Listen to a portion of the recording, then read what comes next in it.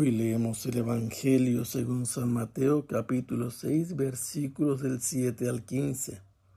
En aquel tiempo Jesús dijo a sus discípulos: Cuando ustedes hagan oración, no hablen mucho como los paganos, que se imaginan que a fuerza de mucho hablar serán escuchados. No los imiten, porque el Padre sabe lo que les hace falta antes de que se lo pidan.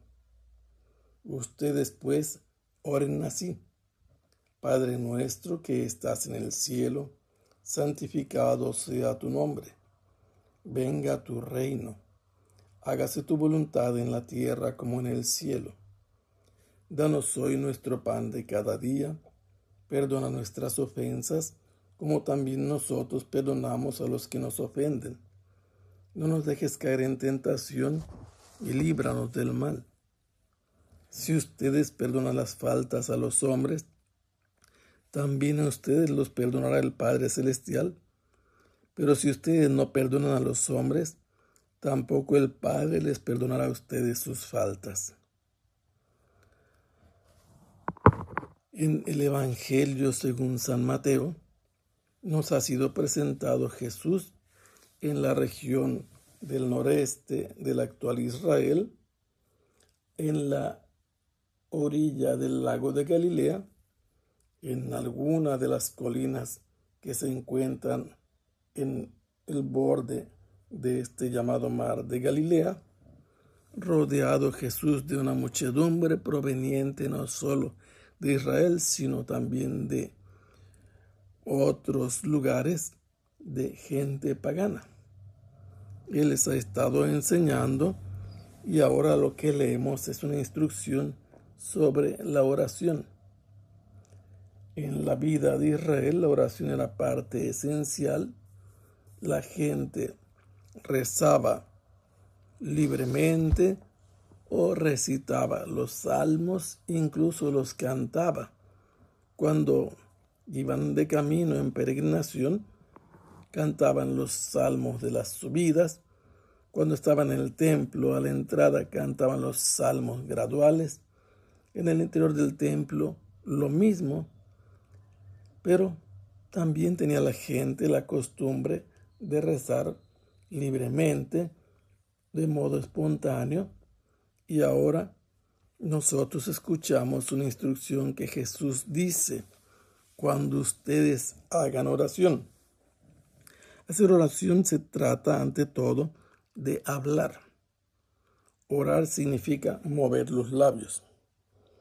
Cuando se mueven los labios, no porque estás comiendo, no porque estás intentando silbar, no porque estás haciendo una mueca, un gesto, sino con la intención de expresar los pensamientos, las necesidades o la acción de gracias dirigida a Dios, estrictamente hablando, se refiere a la oración.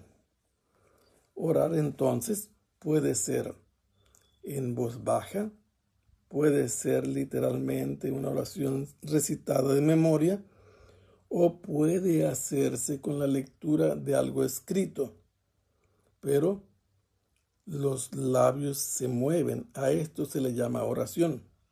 Así que rezar, recitar y orar es sinónimo. Jesús quiere que sus discípulos aprendan que ellos deben hacer oración, pero una oración distinta, que no se parezca al estilo en que los paganos hacen su oración. ¿Por qué? Porque los paganos repetían largas oraciones, a veces invocando a cada uno de sus dioses, repitiendo epítetos, y pensaban que con esa insistencia serían escuchados. Jesús les dice: así no es a fuerza de mucho hablar que serán escuchados. Por lo tanto, no aprendan ese estilo de oración. No hagan como esa gente que largamente se entretiene repitiendo, repasando, recitando frases o peticiones. Jesús les dice por qué razón. Porque el destinatario de las oraciones de los discípulos es Dios. Pero el Dios al que ellos se dirigen, además, es su Padre. Es un Padre que conoce las necesidades de sus hijos. Y por eso, antes de que ellos puedan expresar exteriormente lo que necesitan, Él ya sabe lo que es su necesidad. Y por eso Jesús les dice cuál es la manera en que Él quiere que hagan oración. Les enseña lo que llamamos el Padre Nuestro. En San Mateo está la fórmula que normalmente recitamos los católicos en nuestras oraciones. La invocación primera a Dios es Padre Nuestro. No es mi Padre, es el Padre de todos. No es un Dios distante, lejano, que no se interesa por nosotros. Es aquel en quien tenemos origen, y esto en la totalidad de los creyentes. El lugar donde normalmente se dice en la Biblia que Dios reside es el cielo, que está en la parte opuesta de la tierra donde el hombre reside. ¿Por qué esto? Porque entre Dios y el hombre hay una distancia inmensa. El hombre es pecador, Dios es santo. Y por ello le dice en la petición al Padre que esté en el cielo: sea santificado tu nombre. El nombre significa la manera de existir de Dios.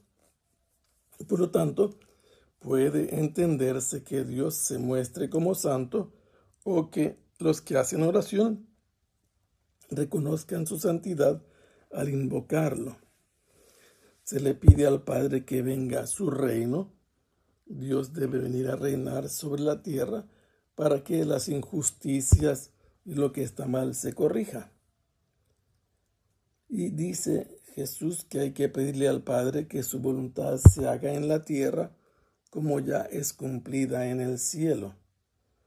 Esto nos hace entender que en el cielo hay quien reside con Dios, y según la Biblia, allí están los ángeles y están los santos, y ellos son el modelo de la obediencia a la voluntad de Dios. Danos hoy nuestro pan de cada día. Se le pide el alimento, lo que sostiene la vida de los seres humanos, pero no para toda la vida, solo para el día de hoy, porque la vida del hombre es solo hoy, estas 24 horas. Y en esta petición que sigue, Jesús marca una condición importante. Se le pide al Padre que perdone nuestras ofensas en la medida en que nosotros perdonamos a aquellos que nos han ofendido a nosotros.